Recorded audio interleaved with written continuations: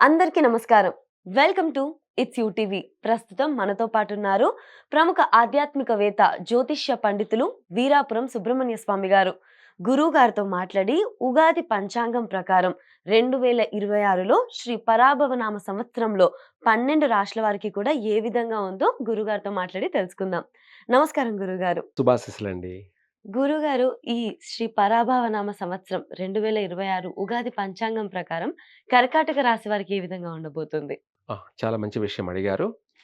అలాగే మనకు 12 రాసులలో శ్రీ శాలివాహన శకం, అలాగే శ్రీ పరాభవనామ సంవత్సరం మనకు భారతీయులకి, హిందువులందరికీ కూడాను చెప్పాలంటే ఈ ఉగాది ప్రారంభం నుంచి ఈ యొక్క 12 రాసుల గాను మనకు కర్కాటక రాశి వారికి ఏ విధంగా ఉండబోతుందో తెలుసుకుందాం. ఇది చాలా ముఖ్యమైనటువంటి పండగ అన్నమాట మన వాళ్ళందరికీ కూడాను. అయితే కర్కాటక రాశి వారికి రూ. 9 అనేది నష్టం కలుగుతూ ఉంది. ఆదాయంలో మనం 2, ఖర్చు 11, ఇది గాకుండా మళ్ళీ రాజ్యపూజ్యము, అవమానము. ఇది చూసుకుంటే రాజ్యపూజ్యమేమో 4, అవమానం వచ్చేటప్పటికి 7. ఇక్కడ ఇది కూడా అవమానం అధికంగా ఉంది. నా 4లో 7 తీసేస్తే 3 అధికంగా ఉన్నాయి. ఏది? అవమానించేవాళ్ళు. కర్కాటక రాశి వారికి గ్రహస్థితుల యొక్క ప్రభావాలు, వాళ్ళ స్థాన చలనాలు, స్థాన చలనం అంటే ప్రస్తుతం ఇప్పుడు ఉగాది నుంచి ఈ పరాభవనామ సంవత్సరం ఉగాది నుంచి కర్కాటక రాశి వాళ్ళకి గురువు 12వ ఇంట వ్యయ స్థానంలో ఉన్నాడు. తదుపరి జన్మస్థానంలోకి వస్తాడు. జన్మస్థానం అంటే కర్కాటక రాశిలోకి మారుతున్నాడు. అయితే ఈ యొక్క గురువు యొక్క ప్రభావం ఇప్పుడు వ్యయ స్థానంలో ఉన్న మిథున రాశిలో, తర్వాత కర్కాటక రాశిలోకి వచ్చిన గురువు యొక్క అనుకూలత అనేది ఉంది. అయితే ఇక్కడ ఏమిట్రా అంటే శని కూడా ఆహ్, మధ్యమ ఫలితాన్ని కలగచేస్తున్నాడు. అయితే కుజుని యొక్క ప్రభావం, అలాగే రాహుకేతువుల యొక్క ప్రభావం. తర్వాత కుజుడు లేదా గురువు కేతువుతో కలిసి సింహరాశిలోకి మారుతూ ఉండడం వల్ల అధికమైనటువంటి ఖర్చు జరిగే అవకాశం ఉంది. హ్మ్. అధికమైన ఖర్చు. ఖర్చు. వీళ్ళు కూడా విలాసవంతమైనటువంటి జీవితానికే అలవాటు పడతారు. హ్మ్. సంపాదన వచ్చేదానికన్నా కూడా ఖర్చు ఎక్కువగా ఖర్చు చేయడం జరుగుతూ ఉంటుంది. ఒక మాట చెప్పాలంటే కర్కాటక రాశి వారు ఈ సంవత్సరం వీళ్ళు కూడా సొంత ఇంటి కల నెరవేరుతుంది. స్వగృహ ప్రాప్తి కలుగుతుంది. దానికోసం అధిక ధనాన్ని ఖర్చు చేస్తారు. ఆ విధంగా అప్పనేది తేలే అవకాశం ఉంది. అంటే అధిక ఖర్చు తేలే అవకాశం ఉంది. తర్వాత దీంతో పాటు కూడా గృహయోగమే కాకుండా వివాహ శుభకార్యాలు కూడా అధికంగా జరుగుతాయి. ఆ మూలకంగా కూడా అధికమైనటువంటి ధనం ఖర్చు చేస్తారు. అటు వివాహ శుభకార్యాలు చేయడమే కాకుండా నగలు, ఆభరణాలు, వస్తువులు కొనడం. వీటితో పాటు వాహనాలు కొనడం. ఇలాంటివన్నీ కూడా ఆహ్, శుభమూలకంగా శుభకార్యాల యొక్క మూలకంగా అధికమైనటువంటి ధనాన్ని ఖర్చు చేయడం జరుగుతుంది. దానికోసం ఎక్కువ శాతం రుణాలు చేయడం, బ్యాంకు రుణాలు పొందడము, ఇటువంటివన్నీ కూడా చేయడం జరుగుతుంది. అందువల్ల సంవత్సరం మొత్తం మీద చూసుకునేటప్పటికి అధికంగా సంపాదించింది మనం రూ. 2 అవుతే ఖర్చు చేసింది రూ. 11. హ్మ్. అందులో మనం రూ. 9 అప్పులో ఉండే అవకాశాలు కనపడుతున్నాయి. అయితే ప్రారంభంలో అయితే బాగానే ఉంటుంది. ఈ ప్రారంభంలో అనుకున్న పని ప్రతిది కూడా నెరవేరుతుంది. ఇల్లు అనుకుంటే ఇల్లవుతుంది. లేదంటే కట్టడాలు ప్రారంభం చేసే అవకాశం ఉంది. రియల్ ఎస్టేట్ వ్యాపారాలు చేసే వాళ్ళకి ఏదైనా ఉన్న పలానా ఆ స్థలాలు అమ్ముడుపోవడము, సొమ్ము చేతికి రావడము, హ్మ్. మళ్ళీ వేరే కొనడము, లేకపోతే అధికంగా ఖర్చు చేయడం గూడా జరుగుతూ ఉంటుంది. ఇటువంటి లావాదేవీలు కూడా బాగానే ఉన్నాయి. విద్యార్థులకు కూడా అనువైన కాలమే. చక్కగా విద్యార్థులు చదివింది గుర్తుపెట్టుకొని, పరీక్షలు రాసి పాసవుతారు. చదువుల ప్రకారంగా గూడా విదేశాలకు తప్పకుండా వెళ్ళే అవకాశం ఉంది. అక్కడ వెళ్లి చదువుకునే అవకాశాలు కూడా ఉన్నాయి. హ్మ్. కర్కాటక రాశి వాళ్ళకి విదేశీయాన యోగం అనేది విశేషంగా నెరవేరే అవకాశమే ఉంది. ఉద్యోగపరంగా కూడా విదేశాలకు వెళ్ళి స్థిరపడడము, అక్కడ బాగా రాణించడము, ఇటువంటివి కూడా బాగానే ఉన్నాయి. అక్కడ గుర్తింపు పొందడము, ఇలాంటివి కూడా అవకాశాలు బలంగా ఉన్నాయి. కర్కాటక రాశి వారికి ఇప్పుడు ప్రారంభం తర్వాత కూడా జన్మస్థానంలోకి మారడం వల్ల ఇంకా గూడా అనుకున్నది ఏదైనా సరే నెరవేరే అవకాశమే ఉంది. వివాహ ప్రయత్నాలు కలిసి వస్తాయి. హ్మ్. వివాహాల తర్వాత గూడా సంతోషకరమైనటువంటి వాతావరణాలే ఉంటాయి. సంతాన విషయంలో గూడా శుభవార్తలు, సంతాన సౌఖ్యము. ఇలా చూసుకుంటూ వెళ్తే వ్యాపార పరంగా కూడా మంచి మంచి వ్యాపారాలు ప్రారంభం చేయడము. ఆ వ్యాపారాలు కూడా ఎక్కువగా హోటల్ బిజినెస్ లాంటివి కూడా చేసే అంటే నిత్యకృత్య కార్యక్రమాలన్నట్టుగా హ్మ్. హోటల్ బిజినెస్ అంటే ఏంటంటే చాలా పెద్ద బిజినెస్ ప్రపంచంలోనే. ఎందుకంటే ప్రతిరోజు ప్రతి మనిషి 3 పూట్ల తినాల్సిందే. ఎట్ల బోయి ఎట్లొచ్చినా కూడా హ్మ్. ఎవరు ఏం చేస్తున్నారో అనేది పక్కన పెట్టేస్తే ప్రతి ఒక్కరు 3 పూట్ల తినాల్సిందే. ఇది మంచి బిజినెస్ అన్నమాట. ఇది చాలా మంచి ఆ! బిజినెస్‌గా ఉంటుంది. దానికి సంబంధించిన రిలేటివ్ బిజినెస్‌లే చిన్న చిన్న వ్యాపారాలని సరుకులు కావచ్చు, లేదా కూరగాయలు కావచ్చు, నిత్యావసర సరుకులంటారు. ఇవన్నీ గూడా హ్మ్. మంచి ఆదాయాన్ని కలగజేసేటువంటి వ్యాపారాలే.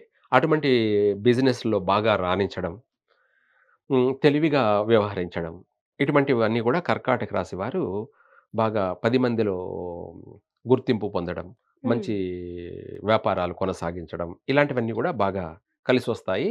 అయితే ఎన్ని చేసినా, ఏం చేసినా మనం అన్నీ అనుకుంటాం, అన్నీ చేస్తాము. కానీ గ్రహాలు వాళ్ళ యొక్క స్థానాలను బట్టి, వాళ్ళ స్థాన చలనాలను బట్టి కొద్ది రోజులు బాగుండడము, కొద్ది రోజులు బాగుండకపోవడం. హ్మ్. ఏమిటి దాని ప్రభావం అంటే ఆహ్, అష్టమ స్థానంలో రాహు యొక్క ప్రభావం. హ్మ్. ఇక్కడేమో రెండో ఇంట కేతువు, అష్టమంలో రాహువు, ఆ తర్వాత నవమంలో కుజుడు, శని, అలాగే బుధుడు వీళ్ళంతా కలిసి ఉండడం వల్ల వాళ్ళ ప్రభావం ఏమిటంటే అధికమైనటువంటి ఖర్చులు. అధికమైన ఖర్చులు. ఆ! ఖర్చులు. వీళ్ళకి కూడా వాహన ప్రమాదాలు ఉన్నాయి. అలాగే నష్టాలు ఉన్నాయి. వీటితో పాటు నీటి గండాలు ఏమిటి? నీటి నీటి గండాలు. గండాలు, వాహన ప్రమాదాలు ఇవే కాకుండా ఇంకా ఇతరత్రా సమస్యలు కూడా ఉన్నాయి. అష్టమ స్థానంలో హ్మ్. రాహు దృష్టి ప్రభావం. ఇక్కడేమో రెండో ఇంట సింహరాశిలో కేతు యొక్క ప్రభావం. వాళ్ళ వల్ల అధికమైనటువంటి ప్రమాదాలకు గురయ్యే అవకాశం ఉంది. హ్మ్. కాబట్టి జాగ్రత్తగా వ్యవహరించాలి. జాగ్రత్తగా నడుచుకోవాలి కర్కాటక రాశి వారు. హ్మ్. అలాగే ఇక్కడ ఆదాయ వ్యయమే గాకుండా మనం చూసుకుంటే ఆహ్, రాజ్యపూజ్యము, అవమానం విషయాల్లో కూడా గౌరవం హ్మ్. 4, అవమానం 7. ఇక్కడ ఆహా! 3 అధిక సంఖ్యలో ఉన్నాయి. ఏంటివి? అవమానించేవాళ్ళు. అవమానించారు. కుటుంబ సభ్యులతో కావచ్చు, వృత్తి వ్యాపారాలు చేసే పనులందు కావచ్చు, అన్ని చోట్ల అనేక చోట్ల కూడా అవమానాలు అధికంగా ఎదురయ్యే అవకాశం ఉంది. హ్మ్. అయితే ఎన్ని అవమానాలు వస్తున్నా వాటినన్నిటిని కూడా లెక్క చేయకుండా వీళ్ళు చేయాల్సిన పని వీళ్ళు చేసుకుంటూనే వెళ్తూ ఉంటారు. హ్మ్. కాకపోతే అవి కాస్త మానసికంగా ఇబ్బందులకు గురి చేస్తూ ఉంటాయి. అంతే కదా! ఎవరైనా సరే హ్మ్. ఇప్పుడు మనల్ని పొగిడారనుకోండి, మనం సంతోషపడిపోతాం. హ్మ్. అదే మనల్ని అవమానించారనుకోండి, బాధపడుతూ ఉంటాం. వీటన్నిటిని గూడా వీళ్ళు లెక్క చేయకుండా వీళ్ళు చేయాల్సిన పని చేసుకుంటూ వెళ్తూనే ఉంటారు. హ్మ్. ఎందుకంటే జన్మస్థానంలో గురువు ఉండడం వల్ల ఎన్ని వచ్చినా కూడా అన్నిటిని అధిగమిస్తూ అన్ని పనులను కూడా పూర్తి చేయడం అనేది కొనసాగుతూ ఉంటుంది. అయితే అష్టమ స్థానంలో రాహు యొక్క ప్రభావం, కేతు యొక్క ప్రభావం ద్వితీయ స్థానంలో మాతృమూలకంగా అంటే కుటుంబ సభ్యులు, హ్మ్. తల్లిదండ్రులు కావచ్చు, లేదంటే బంధువులు కావచ్చు, ఎక్కువగా సూతకాలు ఏర్పడే అవకాశం ఉంది. అంటే హ్మ్. ఎక్కువగా సూతకాలు అంటే హ్మ్. చావులు, తద్దినాలు వీటికి ఎక్కువగా అటెండ్ కావడం. హ్మ్. ఇటువంటి సమస్యలు కూడా అధికంగా కనపడుతున్నాయి. కాబట్టి ఓకే. అందుకనేసి ఈ రాశి వాళ్ళు ఆహ్, ఎక్కువ శాతం వీలైనంత వరకు కర్కాటక రాశి వాళ్ళు లక్ష్మీ నరసింహస్వామిని అంటే నరసింహస్వామిని దర్శించడం కానీ, హ్మ్. లేదు అది కాకపోతే ఆహ్, సర్ప సూక్తము, సర్ప శాంతి చేసుకోవడం కానీ, దాంట్లో గూడా మనం ఒక మంత్రం తెలియచేద్దాం. ఎందుకంటే ప్రతిదీ కూడా మనకు పాజిటివ్ కలగాలన్నా ఏదైనా సరే సర్పబాధలు లేకుండా ఉంటే చాలు. అన్నీ బాగున్నట్టే. గ్రహాలన్నీ కూడా అనుకూలమే. అందులో భాగంగా ఓం శంఖపాలాయ విద్మహే మమ జ్ఞానప్రదాతాయ ధీమహి తన్నో హనుమంత్ ప్రచోదయాత్ స్వాహ. ఈ మంత్రాన్ని పఠించడం వల్ల మనకు మంచి తెలివితేటలు, మంచి జ్ఞానం ఇది ఉన్నాదనుకోండి. తెలివితేటలు అంటే ఎందుకు తెలివితేటలన్నానంటే, ఎవరితో ఏం మాట్లాడాలి? హ్మ్. ఎవరితో ఏ విధంగా మాట్లాడాలి? ఎవరితో ఎంతవరకు మాట్లాడాలి? మనం ఏం మాట్లాడితే మన పని అవుతుంది? మనం ఏం మాట్లాడితే రివర్స్ అవుతుంది? అనేది తెలివితో కూడుకున్న పని. అవును. దాన్ని తెలివైన వాడు తప్పించుకు తిరుగువాడు దన్నెడు సుమి అంటారు.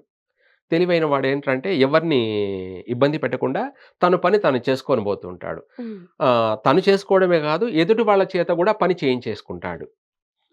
తననే తెలివైన వాడు అంటారు. ఏమంటారు? తెలివైన వాడు. ఆ! అదే ఇంపార్టెంటు. ఆ విధంగా వీళ్ళు వ్యవహరించినట్టయితే చక్కగా వీళ్ళ పని వీళ్ళు చేసుకోవడమే కాదు ఎదుటి వాళ్ళ చేత కూడా ఆ కార్యాన్ని సాధించుకుంటారు. హుహు. ఎదుటి వాళ్ళ చేత కూడా ఆ కార్యాన్ని కార్యాన్ని సాధించుకుంటారు. సాధించుకోగలుగుతారు.